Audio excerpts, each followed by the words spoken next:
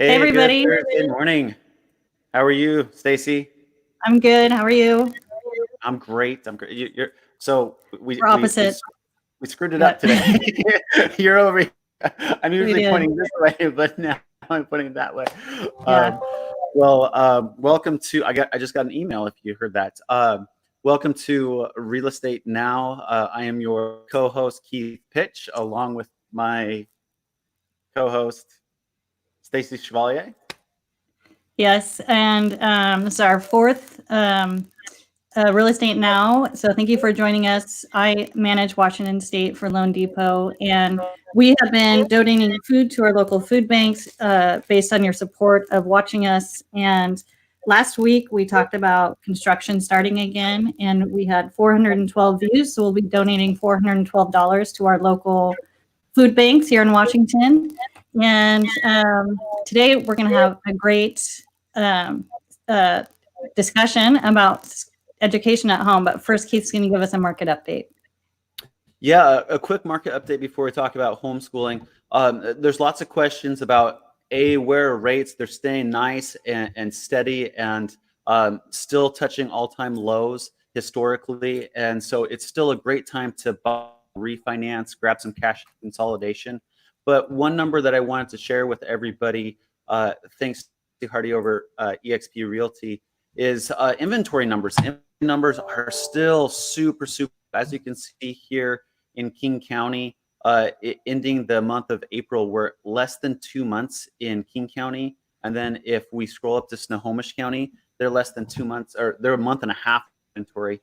So what that means for all you thinking about buying a house is it's buying or selling a house. There's still very little inventory out there, which means if no other listings came on today, all the houses on the market would be sold out in a month and a half or less than 2 months.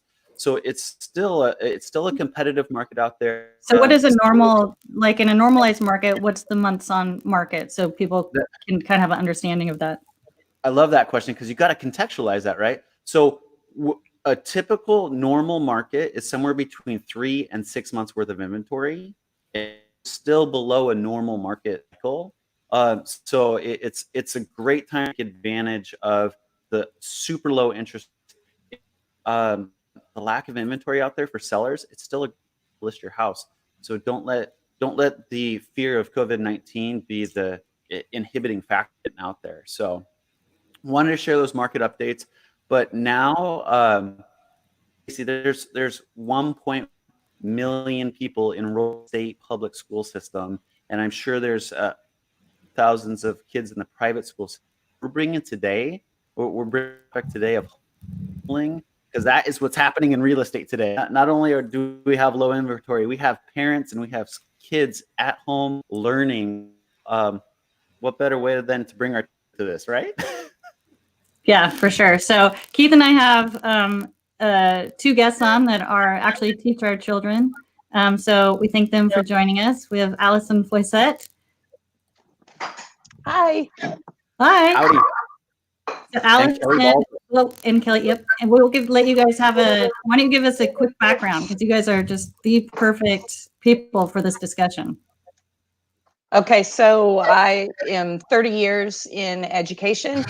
I've taught public, currently teach private, but I also spent 10 years homeschooling my own children when they were young, graduated one homeschool graduate and homeschooled the other two along the way with her.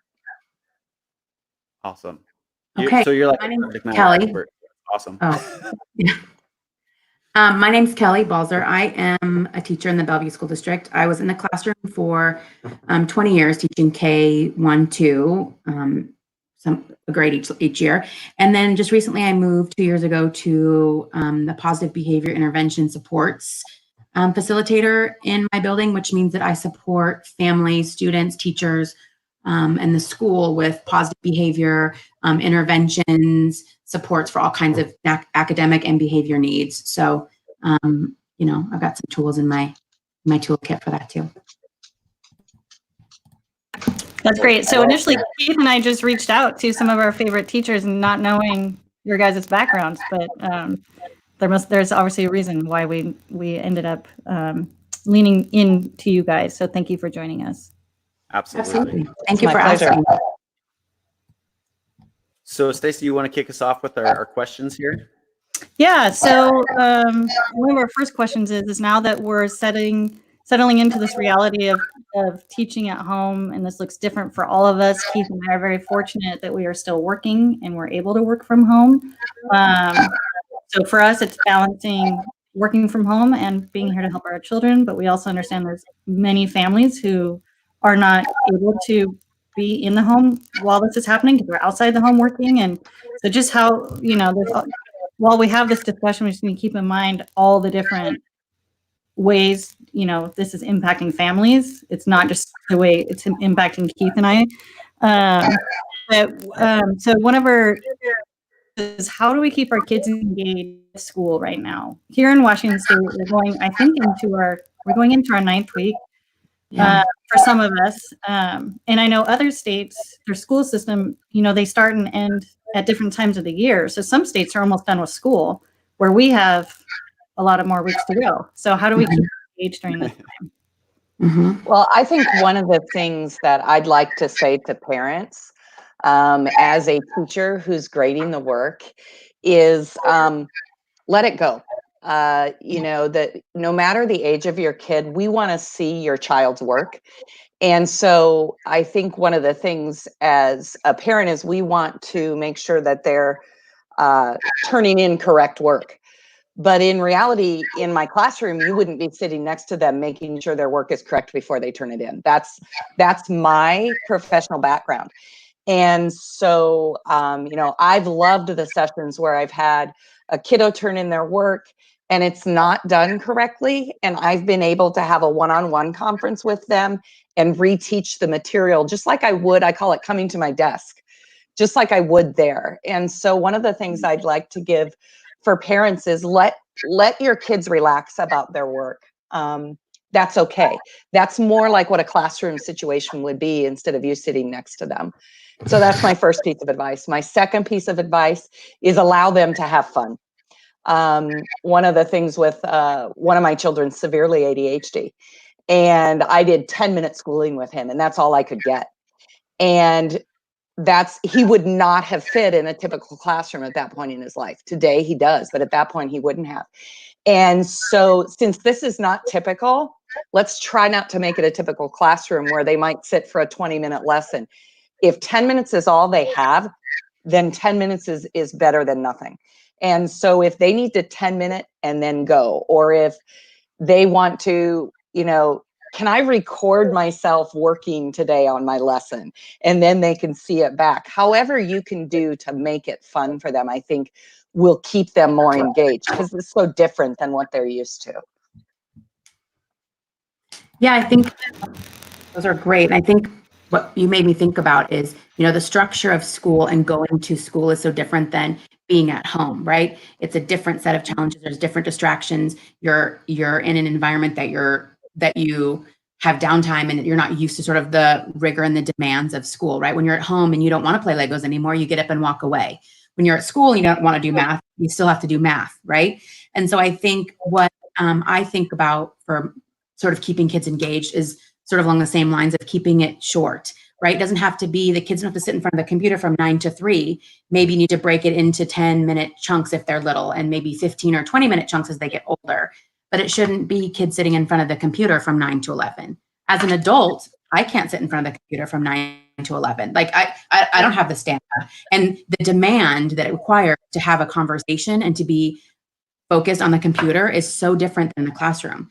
As in K1-2, our lessons might be 10 or 15 minutes, and then they go back to their desk and work independently.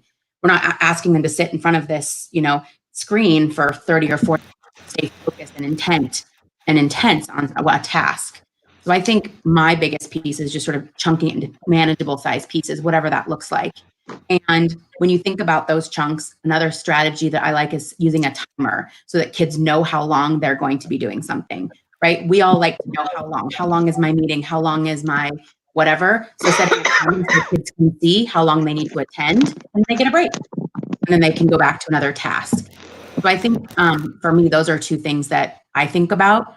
The other thing I think about with motivation, keeping them engaged, is the flexibility of staying within a content area, but maybe doing something a little bit different. I think this forum of doing school online allows for creativity, right? It's not necessarily sit and do a workbook and be focused on the screen. It might mean, getting a Ziploc baggie and making a checklist of things that you're going to go find out in a nature walk with your child. It might be, we're going to go find anything we can find that's yellow, or we're going to look for specific things. There's lots of great tools for that online that parents can find that help them sort of do some of those things. Maybe if your child is young, you take a clipboard and go out and find words that you can see out in the environment and write them down. There's lots of different things that you can do that still fall into sort of this educational realm, but that are more real life. And when you can give children ways to transfer the learning into real life, it makes it more meaningful and more engaging, right? It's something they can use, it's applicable, they can do it, they feel successful, you're doing it alongside them. Or, if you're on a call, they can go wander in the backyard and you can keep your eye on them. I think those are things that keep them engaged and keep motivated and let them be doing something while you're also doing something. Right? I have a I think I think you bring up a lot of good points. And the timer, I love the timer. When we were talking about this a couple of days ago, you made the example that if you were on a treadmill or something and you didn't know when it was ending, that would be really painful and torturous, right? And so for our kids to know, like, this is a 10 minutes and they can visually see it is I think a great point. And also just your point of, and Allison's, we need to give ourselves some grace. Mm-hmm. And kids are learning so many other things while being at home that we're not giving ourselves credit for. And whether that's, seeing a kindergartner or a preschooler, like, be able to get online and find their classroom, and like, that's crazy to me, but they can do that kind of stuff, right? But then also just all the other stuff they're learning about cooking and, all this time in the yard and those types of things we need to remember. Well, this is also helping them. I don't think the expectation was ever that parents were to be the teachers, right? I think it was, the expectation was teachers were still doing teaching and the kids were still doing learning. And the challenge has become, parents are working and trying to teach and trying to like all of those components, right? And I think that I've on Facebook seen lots of parents say, I'm giving up, like, I'm just going to buy a workbook. I'm done pushing. It's a battle all the time. My kids are crying. And I'm like, you don't want to get to that place where they're going to cry and throw a fit every subject every day. Like, that's when you go, let's just take a break. Let's come at this from a different angle. Let's try some different strategies. Set a timer, chunk it up, whatever it is, because you don't want to start that battle now. It'll go on forever, right? And really what the kid's telling you in that capacity is they want some control. So how can you give them some control, but give them a managed choice, right? You give them a little bit of control by, one of the things we talked about was like creating a menu. So here are the 7 things you need to get done today. You decide what order you want to do them. We have to do math and reading and writing and science. Which do you want to do first? You're giving them choices that they can control, but content that you're controlling. So you're helping them learn how to decision make, how to, be productive, sort of executive functioning with getting things done. But you're letting them experiment with it. So I think you have to think about when you see behavior like that, what are they trying to tell you? What are they letting you know? I'm frustrated. This is hard. I don't have choice. I need a break, those kinds of things. Well, and I think too, one of the things, when I think back to training for special ed, you learn that the average attention span is 1 minute per age of the child. And that goes down exponentially when you add in the computer. Mm-hmm. And so you're going for an average 8 or 9 year old, you're going for less than 10 minutes of attention span. And then online, it's more like about 3 minutes. So I think that's important to keep in mind too, is even though we are supposed to be, we think of the school day as, in my case, it's 6 hours and 50 minutes. But how much of that time am I actually engaged in teaching? And that's the piece that we as teachers understand that most lay people don't understand. Is much of the rest of that is a dance of discussion with our kids, group work with our kids, that the layperson doesn't get to see. And so a lot of that cannot be replicated online. And so that's also part of, there's a grief with our kids right now as well as saying we need a break, they are also missing that piece. They're missing that interaction piece, not just with their peers, but really with their second parent. I'm lamenting the loss of my children, but I know from my parents, they're also lamenting the loss of me. And so school is so much more than just education. And so as a teacher, I'm laying out little tiny chunks of my day when my whole day encompasses group work, discussion, all of those things. Our kiddos are grieving the loss of that. And so you guys, unfortunately, are the ones that are fielding that.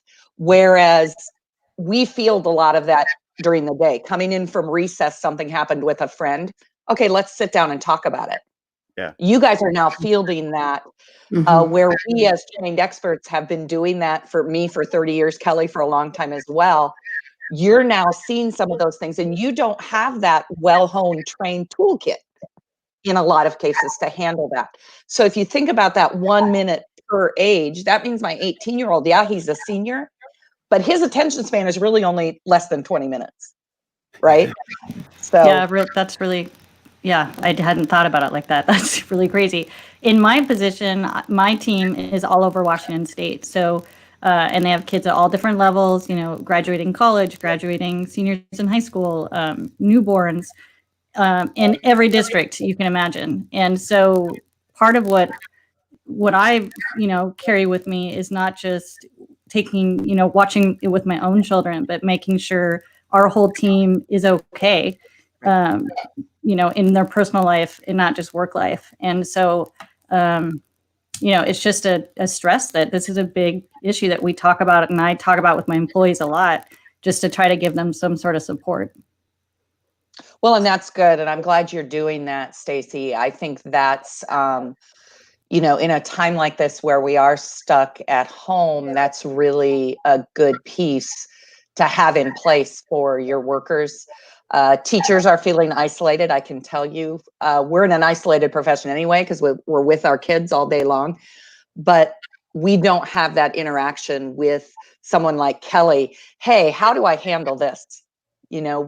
So it's really good, Stacey. I'm really glad to hear that you're doing that. Yeah, and both Allison and Kelly, you've shared some links and resources with us that we will post in the comment section, Awesome. both on Facebook and on YouTube. But I want the parents out there, because I know I've learned a lot about how my children learn and what their wheelhouse is and what it's not. But I want you guys to articulate from the teacher's perspective. If parents are struggling, what would you advise them to do right now? I think Relax. Yeah. I think if parents are struggling, I think it's okay to take a step back and take a little break, right? Like I said before, I don't think it behooves anybody to really push and get to the place where you're like struggling, having conflict, right? Because then it sort of creates this feeling of like, I don't want to do school. My parents are gonna, it just kind of causes more angst, right? It's okay to take a step back, and think about, what can you do? What does your child want to do? What would be something that would help them sort of feel more positive? Like I kind of said before, thinking about what kind of choices can they make within the realm of what you would like them to do. I think everybody is just sort of at that point. Like at first, being online with school was really fun and kind of exciting and sort of new, and we were all kind of trying. And now as we kind of get into this 9 weeks, kids are like, I don't want to do this anymore. And the parents are like, I don't want to do this anymore. And the teachers are like, this is so hard because the kids don't want to do this anymore. And so as teachers, we're also feeling like, what do we need to be doing to bring them back? Because we're starting to see that kids aren't engaging as much, or they're, missing things, and they're just having a harder time because they're starting to realize, oh, we're not going back to school.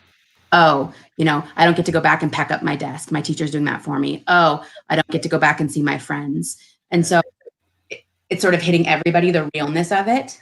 And so I think it's okay, like Allison said, sort of grieve that. I mean, my friends and colleagues in Bellevue are going in and packing up their classroom, and they're like, it's so sad.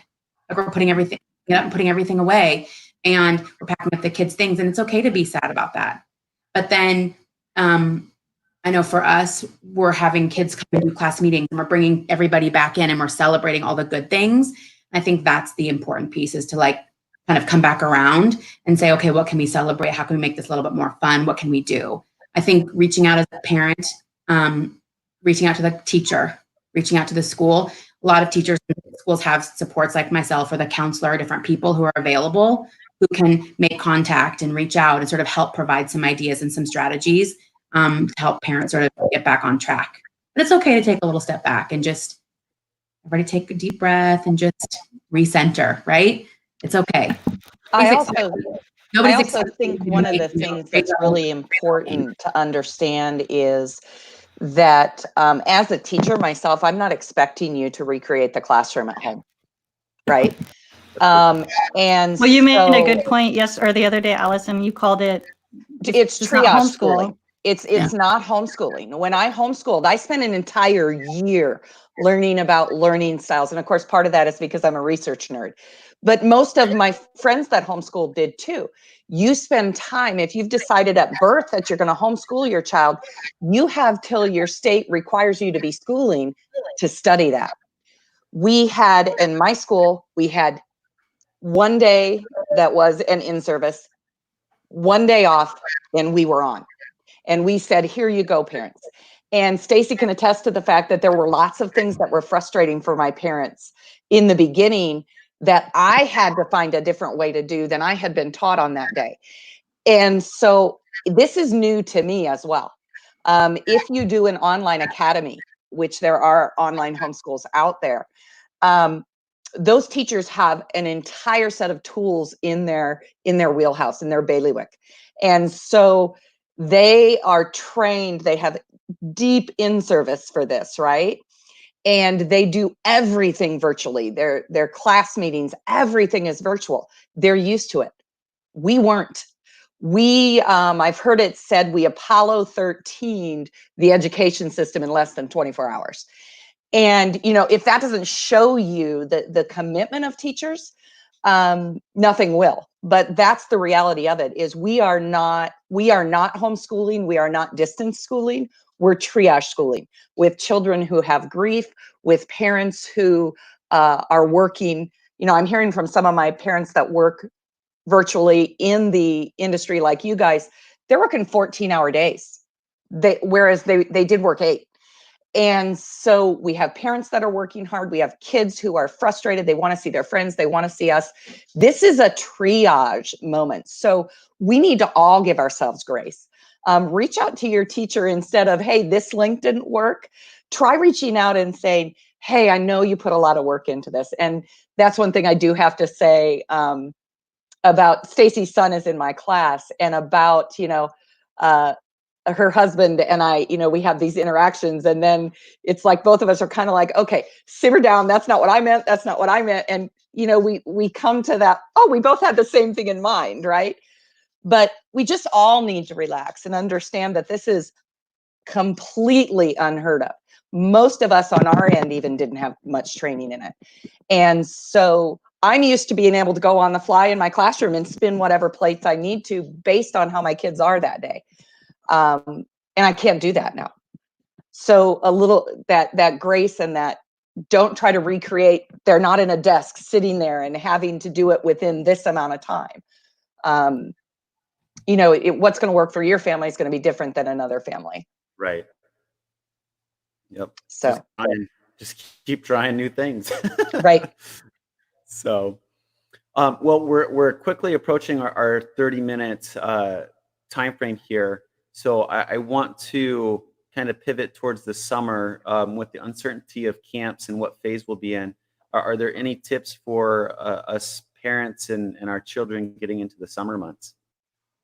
I think that's a really good question, Keith, because it feels like, so obviously the education has been different these last 9 weeks, so the last quarter of the year. Is there, I have friends who are enrolling their kids in summer learning programs, and, is that what we should be doing? Or should we just, be getting outside and just really embracing summer for what summer in a normalized year would be? I think one of the things you need to realize is every teacher across the country is going to realize that for however long their kids are going to come, they're going to come from this situation. We all understand that. and we'll work with that. So I think that's important to remember. Yeah, I think this summer, I think it's important to just have fun, kind of relax, right? Have fun. We've all kind of been max working hard, trying to get kind of running uphill to get everybody online and get learning going online and all of these things. And I was actually thinking last night, I have a little guy who's 5 months, and I thought, what am I going to do in the summer once he gets older? And one of the things, I kind of like is friends of mine have done like a bucket list, right? So the family sat down, had a family meeting, come up with 30 things they really want to do, or writing ideas on popsicle sticks or a piece of paper, and then every day drawing something out of there. And it could be something as simple as like family bike ride, or make homemade ice cream, or, go to the beach or whatever. So each day is something different, or even every other day. You have like sort of an adventure or something. Everybody gets to put a certain number of ideas into this jar. And then you just, whatever comes out, everybody does. Even if it's not something maybe you're like super excited about, you're just doing it. It's a family thing. And so I think giving some time to that is important. I think it sort of will help create normalcy and sort of this fun and sort of move everybody forward to get ready for the fall and whatever that looks like. Baby's waking up. Can you hear him? Yeah, I hear him. Well, Kelly, thank you. Yeah. So, yeah, it'll be a very interesting summer that we get into this year, and I think we'll be enjoying as much outdoors as possible. So Yeah. We'll see if Kelly drops back in. I think she was going to bring her baby in, but I wanted her to hear this. But for all the educators that may be watching this, to Allison's point, I hope, I think we've all learned how much we appreciate teachers during this time. If there's any silver lining to this, like there's lots of things on the internet, like, teachers just need this now, and we should be paying them way more money, and we should be giving them these resources. And you guys have a difficult job, and the way you guys just turned on a dime and figured out virtual learning is incredible. It really is. In our industry, we were proud of what we did, and we gave our IT teams all these accolades and accomplishments. And I just don't know if you guys are feeling that same love from, your students and your community. So we thank all the teachers out there for everything that they've done for our kids. Yeah, I'm amazed at what districts have been able to do. And it has not been easy. And I know there's disparity among what districts are doing. But the thing I'd like to reassure parents out there is teachers are good at what they do.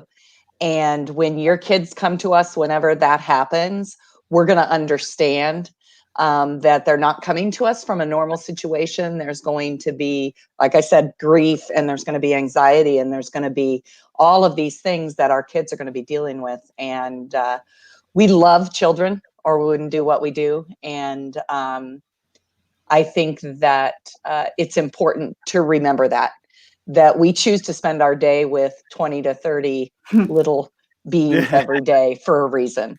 I always say I'm better with kids. Stacy can say this from my open house night. I'm better with kids than I am with big people.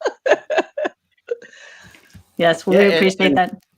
And we absolutely appreciate it. And I've been leaning heavily upon my teachers and asking how to mitigate this situation. And I think that's really what we just full circle on this together. So people don't know about mortgages. They come talk to me, and that's what we educate them on. We don't know about kids' learning styles and how they're manifesting this or that. And we're leaning back on you guys. So we appreciate that. Right. Thank you. I appreciate that. Absolutely. Well, Allison, it's been great talking with you. You too. Enjoy your rest of the week, and we'll catch up with you at a later date. Thank you. Yep. Thanks, everybody. Thank you. So, Stacy, we wanted to finish today's show with a little bit of reality when it comes to homeschooling. Is that what we're doing? Yeah, so we're gonna end with a little YouTube video of my daughter on how to do any schooling. I could get her to do it. Was her pretending to someone else what she was doing. So hope you enjoyed the last couple minutes.